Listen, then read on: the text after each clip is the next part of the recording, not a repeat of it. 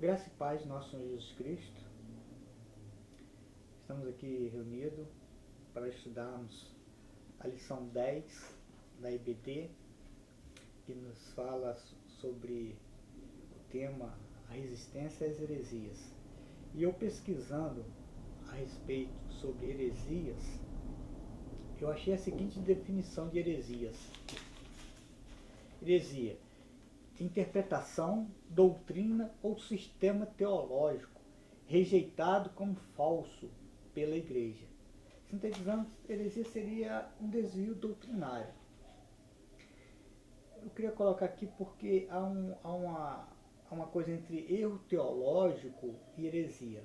O erro teológico todos nós cometemos, todos nós temos nossos erros e aceitos. Às vezes uma passagem da palavra de Deus aqui, eu tenho uma interpretação e às vezes por não conhecer às vezes a cultura, os costumes de um povo, eu faço uma interpretação errada. Então é um erro teológico, mas que nada vem a prejudicar a questão da doutrina da igreja. Mas a heresia não. A heresia é tudo aquilo que desmerece as máximas cardeais da nossa fé, do Evangelho. Ela peca quando mexe com um plano de salvação. Ou seja, porque Jesus Cristo veio a este mundo, ele morreu, ressuscitou, entendeu? Ele é o Filho de Deus, ele nasceu da Virgem Maria, ele foi gerado pelo Espírito Santo. Então isso não muda, isso é verdade. Então esses pontos principais não pode haver divergência, porque senão houver divergência nisso, irmãos, é heresia. Vou dar um outro exemplo de heresia. Por exemplo, a palavra de Deus, a Bíblia, ela é inerrante. Quer dizer, ela é toda inspirada, divinamente inspirada. Mas para alguns, a Bíblia não. Ela tem pontos que ela foi inspirada e para outros, e outro ponto, não. As pessoas que pensam dessa forma, que tem textos na palavra de Deus, que tem livros ou qualquer coisa, que aquilo dali, ele não vê aquilo como inspiração de Deus, ele está cometendo heresia. Então, isso é uma heresia. Não considerar Jesus como filho de Deus, isso também é heresia. Porque há algumas seitas que não consideram Jesus como filho de Deus. Então, isso é uma heresia. Paulo, ele enfrentou várias batalhas, né, lutas contra a heresia. Todo o seu ministério apostólico, ele teve que enfrentar perseguições ferrenhas. E a gente nota que às vezes parece que essas perseguições vieram do quê? Dos gentios? Vieram dos romanos? Não, mas principalmente dos judaizantes, dos judeus. E no livro de Gálatas, nós vamos ver isso aqui, em que Paulo, na sua primeira viagem, junto com Barnabé, ele pregou o evangelho em Gálatas. Falou sobre a salvação, que falou sobre a justificação da fé, falou sobre o sacrifício de Jesus na cruz do Calvário, falou sobre a graça mediante a fé. Mas Paulo, saindo dali, vieram os judaizantes. Chegando lá na Galácia, que é aquela região ali que concentra, na Galácia do Sul, que concentra ali umas 3, 4 igrejas, os judaizantes chegaram lá e fizeram o seguinte: vem cá, qual é o evangelho que lhes foi pregado? É o de Paulo? Mas Paulo não é um apóstolo verdadeiro. Dizendo assim, como o apóstolo Paulo fosse assim, um apóstolo meia boca, Porque o apóstolo Paulo, ele não conviveu, ele não fazia parte dos 12 apóstolos. Ele não participou do ministério de Jesus. Nem de Jerusalém ele era. Ele era de Tarso, da Cilícia. Quer dizer, os judaizantes que eles estavam, eles não somente queriam inverter ou, ou difamar Paulo, diminuir Paulo, assim eles diminuiriam o evangelho que Paulo pregou, mas também eles queriam, não consideravam Paulo como um verdadeiro apóstolo. E Paulo escreve essa carta aqui aos Gálatas, e das 13 cartas que ele escreve, né, essa aqui ele começa de uma forma diferente. Ele não traz uma saudação para a igreja de Galácia. Ele já começa defendendo o seu apostolado. Eu vou ler para os irmãos aqui Gálatas, primeiro capítulo, versículo 1. Paulo, apóstolo, não da parte dos homens, nem por intermédio de homem algum, mas por Jesus Cristo e por Deus Pai, que o ressuscitou dentre os mortos. Irmãos, o Paulo estava aqui defendendo o seu apostolado. Entendeu? Porque aqueles judaizantes que eles estavam falando mal de Paulo, nem considerando ele como apóstolo, diminuindo assim o evangelho que ele pregou. Mas Paulo, veementemente, ele faz a sua defesa nessa carta que ele escreveu, que nem foi bem uma carta, foi uma circular que correu aquelas igrejas ali da Galácia. E ele fala que ele é um apóstolo mesmo, que a mensagem que ele recebeu não foi a mensagem de homem.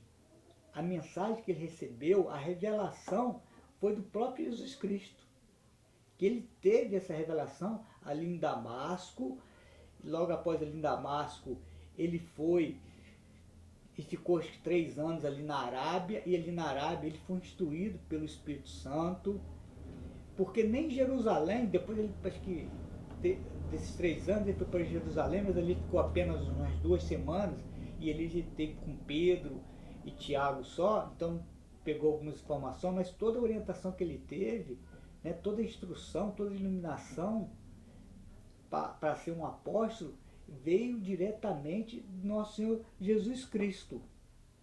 E ele aqui, primeiramente fazendo a sua defesa, né, como um apóstolo verdadeiro, ele também como uma apologeta, ou seja, ele faz defesa do evangelho que ele prega. No versículo 6 ele fala assim: eu admiro que estejais passando, não depressa, daquele que vos chamou na graça de Cristo, para outro evangelho, a qual não é outro, senão que há alguns que vos perturbam e querem perverter o evangelho de Cristo. Aqueles judaizantes, irmãos, o que eles queriam, afinal de contas?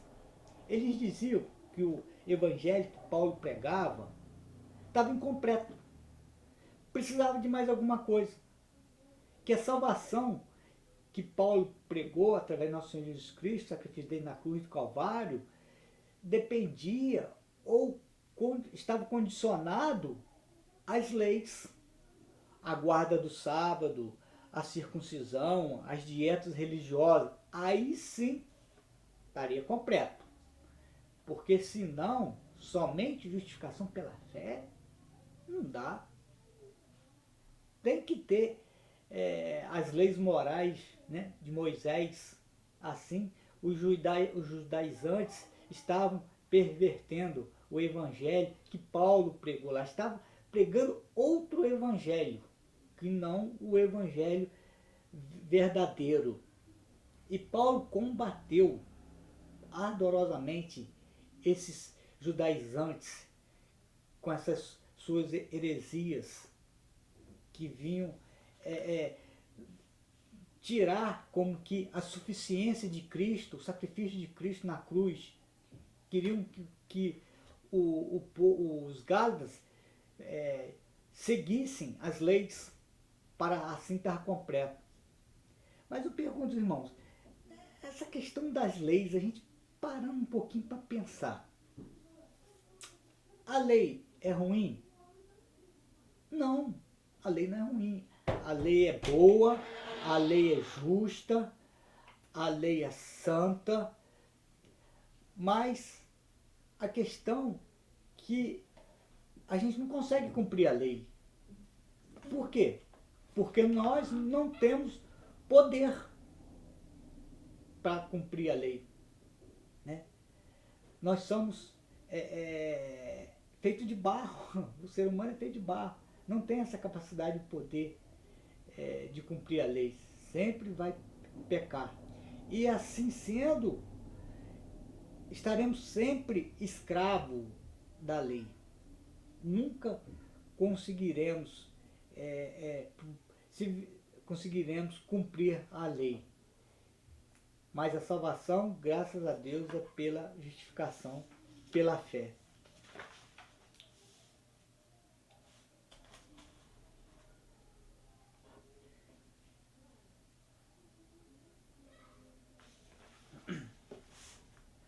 Paulo, ele foi muito enfático na sua defesa do evangelho que ele pregou aos Gálatas. Aqui no versículo 7, não, versículo 8, ele diz o seguinte: mais ainda que nós, ou mesmo um anjo vindo do céu vos pregue o evangelho que vá além do que vos temos pregado, seja anátema. Sabe o que quer dizer anátema? Anátema, maldito, rejeita. Quer dizer, nem um anjo do céu ou outro qualquer pregue outra diferente desse que eu preguei, que eu deixei com vocês, seja anátema, ou seja, maldito.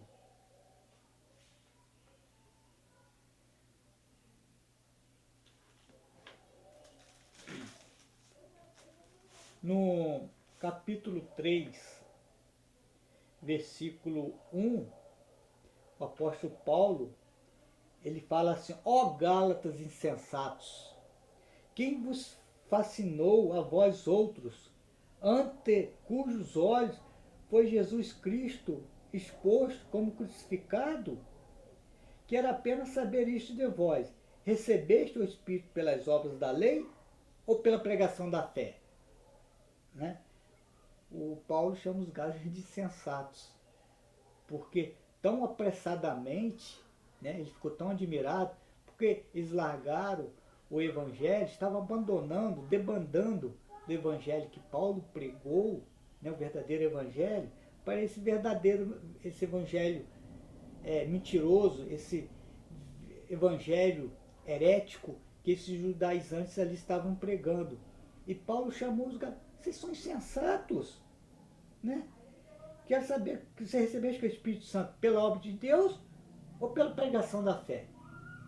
Né, irmãos? Claro que nós recebemos o Evangelho não é pelas obras, mas pela pregação da fé.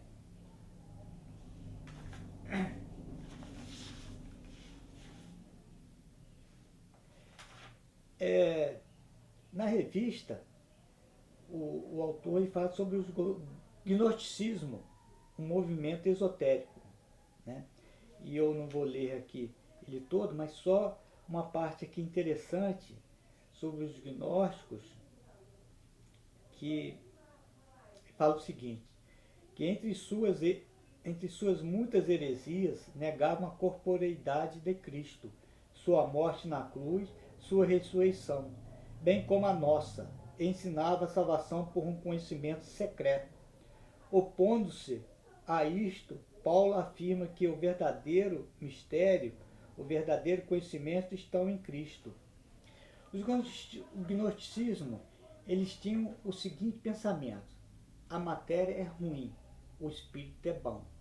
Para eles, tinham dois deuses, o Deus bom, que é o Deus do espírito, espiritual, e o Deus ruim, o Deus mau, que é o Deus da matéria. Eles não acreditavam, ou não acreditam, os gnósticos, que Jesus veio como homem, foi 100% homem, 100% Deus. Que Jesus veio num corpo, mas não um corpo humano, matéria, veio com um corpo aperfeiçoado. E isso, irmãos, vem contrário à nossa fé. Então vemos que ficarmos atentos contra esses gnósticos, esses movimentos esotéricos, que servem somente para nos afastar, né, do conhecimento da verdade de Deus. Em 1 Coríntios 1, versículo 23, Paulo diz: nós pregamos o Cristo crucificado, que é escândalo para os judeus e loucura para os gregos.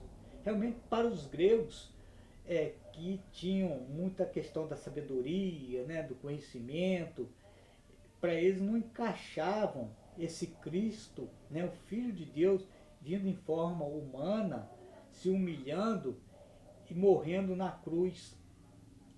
Para eles isso não podia, não podia existir.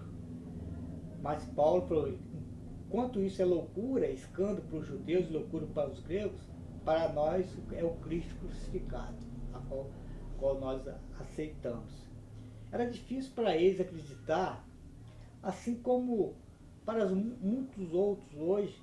Você vai pregar o Evangelho e dizemos que a salvação vem pela fé em nosso Senhor Jesus Cristo, pela graça, e que não vem das obras.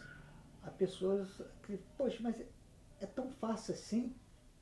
Parece que o ser humano, ele de alguma forma, ele quer participar nessa questão, nesse contexto da salvação, de alguma coisa. Eles acham que, alguma forma, eu tenho que participar, ou cumprindo algum ritual, ou fazendo alguma coisa, algum sacrifício, para que ele, ou alguma obra, para que ele possa ser aceito, ou para que a salvação pudesse ser consumada, né? Ele não considerava, achava, poxa, somente o sacrifício de Jesus Cristo como suficiente. Achava, não, precisa de mais alguma coisa, né? Assim como os judeus, precisa de mais alguma coisa. Mas Paulo, ele rebateu todas essas heresias que estavam sendo colocadas. Mas a questão da heresias, irmão, isso é antigo, ele vem no caminho, na história da igreja. Se a gente observar os concílios que houve na história da igreja cristã, né, primitiva, foram muitos para acertar muitas divergências que estavam ocorrendo, muitos pensamentos adversos. Por exemplo, o Concílio de Jerusalém, ele foi para decidir que o Evangelho não somente era para os judeus, mas também para os gentios. E que assim sendo, os gentios não precisavam cumprir rituais como circuncisão, como guardar sábado, né, as leis, né, os 10 mandamentos, essas coisas não precisavam, né, para ser aceito, para alcançar a salvação. Houve o concílio também de Nicéia, que veio também a parar algumas arestas, como essas heresias que estavam ocorrendo, porque tinha um bispo que chamava Ariano, ele era do Egito, lá do norte do Egito, da Alexandria. Esse Ariano, ele pregava o seguinte, e conseguiu arrebatar muitos seguidores. E ele dizia nas mensagens dele que Cristo, ele não foi gerado, que Cristo era uma criatura, ou seja, foi criado por Deus. e que era uma substância diferente de Deus. E ele era muito ardil, e com essa mensagem dele, ele conseguiu trazer muitos adeptos. Mas a igreja reunida nesse concílio, graças a Deus, chegou a um determinado, não aceitando, rejeitando esse desvio, né, doutrinário, dizendo que realmente Jesus foi gerado, né, foi gerado, ele é da mesma substância de Deus e ele é o Filho de Deus, o nosso Salvador. E assim sendo também, no decorrer da história, temos também, os irmãos sabem, a questão da reforma, né, a reforma protestante, que veio, né, dar um basta em muitas coisas que estavam acontecendo na igreja e que realmente eram coisas absurdas, como a questão da indulgência, a questão do purgatório, a questão de indulgências, né, e outras coisas mais que estavam havendo. E chegaram até nesse concílio, nessa reforma, que só lá escritura, quer dizer, somente na escritura, só iriam aceitar aquilo que estava na palavra de Deus. O que não estava aqui, não vamos aceitar. Se aparecesse alguma coisa que divergisse ou não estivesse na palavra de Deus, isso não poderia ser aceito. Então, a reforma foi benéfica para a igreja, que ela fez uma limpa na questão dessas heresias. Eu acredito que hoje a igreja tem que estar sempre reformando, sempre procurando ver e aparando as arestas que às vezes surgem por aí em determinados lugares e vai ganhando forma, né, vai ganhando adeptos e que nada tem a ver, né, com a palavra do Senhor, que não tem nada a ver com a doutrina santa, com o verdadeiro evangelho.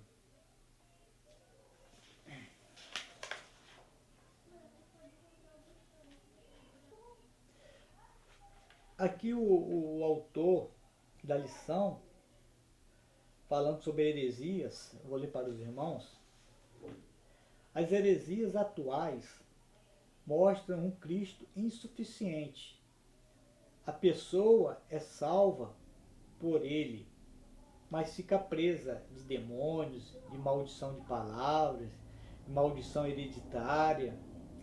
É precisa de reza forte, de um guru, para quebrar as maldições.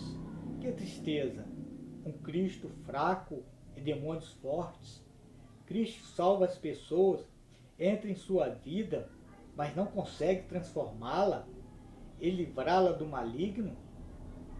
Ela é nova criatura, mas nada muda, só passa a ser nova mesmo quando alguém quebra alguma maldição em sua vida. Que tristeza, né, irmãos? Que alguns se enredam por esse lado, aceitam Jesus Cristo, mas ficam correndo atrás de coisinhas, de objetos, de símbolos que nada tem a ver com a nossa fé. Isso é querer desmerecer o sacrifício de nosso Senhor Jesus Cristo na cruz de Calvário como completo. Acho que Cristo é insuficiente, fica correndo atrás de maldição, quebra de maldição hereditária, quebra de maldição de isso e de aquilo, fazendo isso e aquilo para receber o agrado de Deus e assim ser salvo, né? Hoje, felizmente, vemos muitas coisas erradas, como pessoas com água benta, rosa ungida, água do Jordão, né? Isso está completamente errado, completamente errado. Isso é pura heresia e devemos estar preparados para estas situações, ou seja, rejeitar essas coisas que aparecem na igreja, que só vem mesmo para criar uma heresia e às vezes, muitas das vezes, criar um jugo pesado na vida do cristão, porque ele nunca vai se sentir suficiente, achar que apenas pela fé, ele é capaz de alcançar a salvação, que precisa de algo mais. Isso é errado. Né? Ele precisa ser orientado, principalmente os recém-convertidos, para que eles não possam cair nessas armadilhas de Satanás. Porque a palavra do Senhor é pregada e o inimigo à noite vai, coloca ali na sementeira ali o joio, querendo atrapalhar. E Jesus disse certa vez: eu sou o bom pastor, e vós sois as minhas ovelhas. E as minhas ovelhas ouvem a minha voz e seguem. O devemos seguir, ouvir a voz do Senhor. E ele diz mais uma coisa: se alguém me ama, guardará a minha palavra, e meu Pai o amará, e viremos para ele, e nele faremos morada. Então, irmãos, se amamos a Jesus, devemos guardar a palavra dele e saber que o sacrifício de Jesus Cristo na cruz, a sua morte e ressurreição, foi suficiente, né? E essa é a graça. Devemos somente aceitar, não ficar procurando coisinhas que vêm somente atrapalhar ou criar obstáculo à nossa fé. Irmãos, para terminar essa pequena mensagem que eu deixo com os irmãos, eu vou ler aqui para pensar e agir. O antídoto às heresias é uma cristologia forte. Se a pessoa e a obra de Jesus são bem enfatizadas, a igreja está vacinada. Se perder Jesus de vista, a igreja corre risco. Por isso, fazemos 3 observações. Recuperemos o valor da cruz na fé cristã. Sim, na cruz. Sim, na cruz sempre me glorio. Amarremos nossas igrejas à cruz de Cristo. A igreja é um evento cristológico. Seu carro-chefe não é o louvor, nem o pregador, nem a sua eclesiologia. Cristo é a razão do ser da igreja. Nada além do Novo Testamento. Cristo é o clímax da revelação. E no dizer de Lutero, o cânon dentro do cânon. Ele é a chave para entender as Escrituras. Sem ele, não há salvação nem entendimento. Irmãos, devemos olhar para Cristo, o autor e consumador da nossa fé. Ver na cruz de Cristo, ali eu me glorio. Não tentar desviar os nossos olhos, né? Nesse mundo que está aí procurando mercado da fé, marketing espiritual, tudo para querer tentar, animadores da fé, tentando querer enredar mais pessoas para o Evangelho. Não precisa, irmão. A verdadeira palavra pregada, essa sim, é que traduz em conversão, em salvação. E é o Espírito Santo que é o responsável por isso. Devemos pensar também naqueles irmãos lá de Bereia, aqueles nobres irmãos que foram chamados de nobres, porque eles consultavam a palavra do Senhor, eles examinavam se verdadeiramente aquelas pessoas que estavam dizendo aquelas palavras ou dizendo aquelas mensagens, se tinha embasamento na palavra. Se não, aqueles irmãos de Bereia rejeitavam. Nós devemos ser iguais aos irmãos lá de Bereia, sermos nobres. Procurar na palavra solamente Escritura. Se não estiver na Escritura, irmãos, devemos rejeitar. Eu agradeço aos irmãos essa oportunidade de estar trazendo esta lição aos irmãos. Uma lição que fala sobre heresias e ela é uma lição muito atual. Devemos estar sempre atentos para que evitemos que certas coisas, práticas, né, objetos, alguma coisa, venham se colocar, né, em nossas vidas e atrapalhar a nossa comunhão com Deus. Então, eu agradeço em nome do Senhor Jesus Cristo. Amém.